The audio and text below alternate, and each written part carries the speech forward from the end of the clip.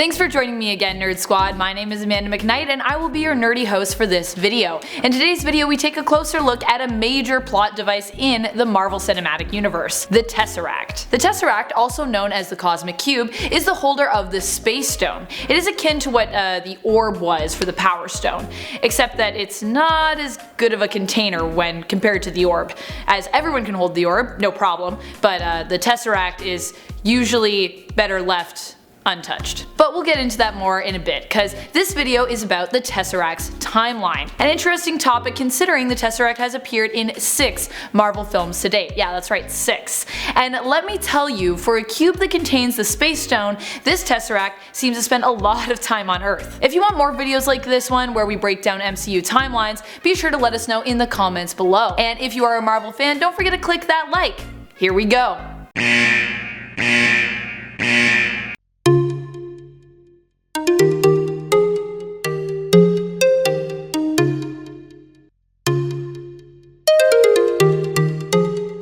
A long time ago, on a plane far away. Legend has it that as far back as we know, Odin possessed and sometimes used the Tesseract, known to be at the time the jewel of his treasure room. In a sketchbook of legends seen in the film Thor, you can even glimpse illustrations of Odin wielding the Tesseract. Of course, if this is believed to be true, it creates some plot holes within the battle between Hela and Thor for Asgard in the film Thor Ragnarok. Like, you know, assuming that Hela then would have probably known about the Tesseract and had access to all of Odin's treasures, why didn't she use it? But maybe this was before she was born. Regardless of when it happened, something changed to make Odin decide he no longer wanted the Tesseract, or that it being on Asgard was considered too dangerous. Because in 1409, it is rumored Odin entrusted the Tesseract to a Norse sect on Earth, which seems kind of reckless in and of itself, but maybe he thought us humans wouldn't know how to use it, and that no one would ever come to Earth to look for something powerful?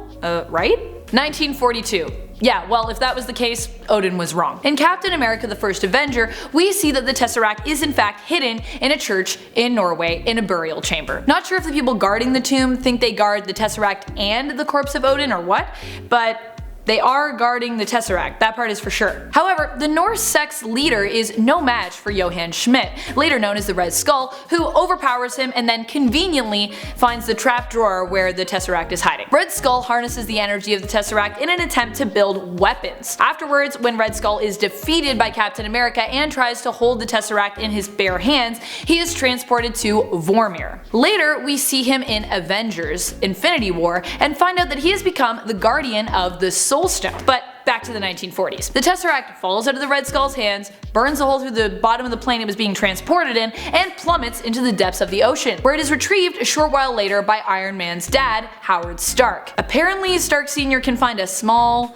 cosmic cube, but can't seem to locate Captain America's body, which is considerably larger. Though granted, it's less glowy. 1989. The Tesseract ends up in the hands of Kree defector Mar-Vell, who has adopted the Earth alias of Dr. Wendy Lawson. She uses the Tesseract instead to help power a faster than light speed space engine in an attempt to help Skrull refugees flee their enemies, her people, the Kree. How did Mar-Vell end up with it? Well, considering Project Pegasus was about engineering advanced spaceship engine tech, it seems likely that Stark Industries was also involved with the project. Most likely, Mar-Vell was onboarded after the project's creation, and in fact, there have been various Easter eggs to support a connection between Howard Stark and Mar-Vell's Pegasus project, which leaves me wondering if Stark Sr. and Dr. Lawson ever met. Ultimately, Mar-Vell decides the safest place to store the Cosmic Cube is in her laboratory, which is on a spaceship orbiting the Earth. 1995. 6 years later, a confused Carol Danvers returns to Earth and with the help of her friend Maria is able to discern Lawson's coordinates, and then later with the help of the Skrulls is able to return to Mar-Vell's laboratory. Captain Mar-Vell retrieves the Tesseract, holding the cube in her bare hands without seemingly any issue.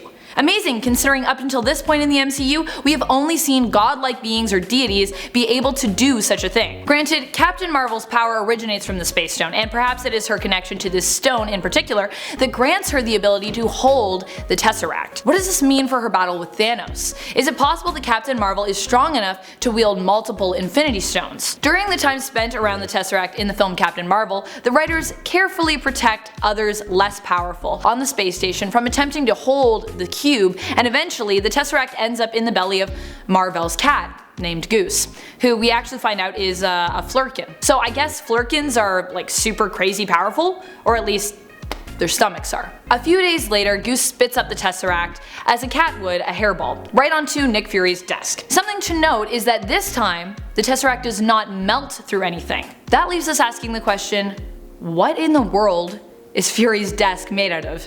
And can we get more of whatever it is for Endgame, because if it's that strong, we're probably gonna need it.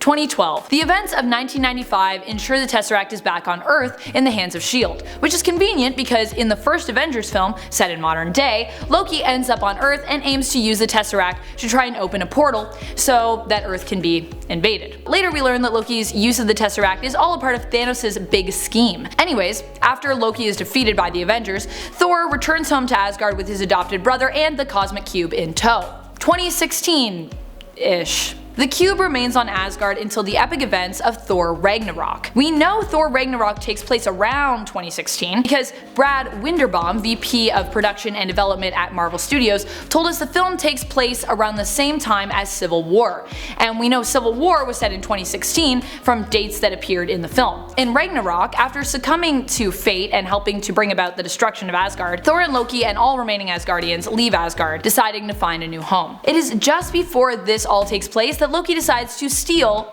the Tesseract once more, this time from Odin's treasure room, and bring it with him. 2018. Overall, Loki taking the Tesseract has been regarded as a bad move, as once in space, Thanos runs into Thor's ship and ends up seemingly slaughtering everyone except Hulk and Thor. I know what you're thinking, what do you mean seemingly, Amanda? All those people are definitely dead. I know, but I really want Tom Hiddleston to return to the MCU, okay? Thanos then crushes the Tesseract to reveal the Space Stone, which he adds to his gauntlet, probably thinking to himself, despite all the traveling the stone has done, wow, that was pretty easy. Although the Tesseract's timeline has been pretty well mapped out for us in regards to the MCU, there are still some questions left unanswered. What happened with the Tesseract in the time between the 1940s and the 1980s? And how did Odin get the Tesseract? What was its story before then?